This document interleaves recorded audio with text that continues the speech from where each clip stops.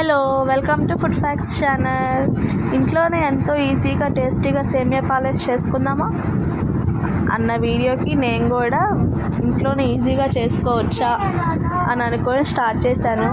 చివరికి అది సేమియా పాయసం కాదు కదా, సేమియా పాయసం అయింది.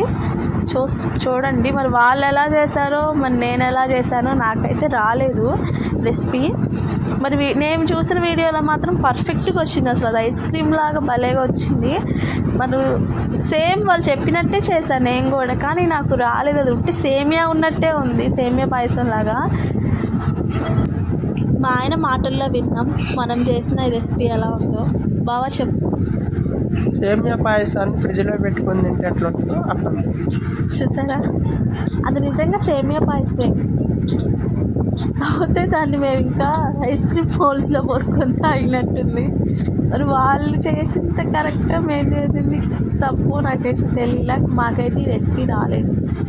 సో ఇలాంటివి చూసి మాత్రం చేయమాకండి తొందరపడి, ఈజీగా అయిపోతుందని.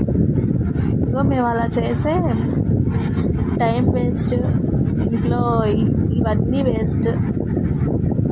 సో ట్రై చేయమాకండి. బాయ్.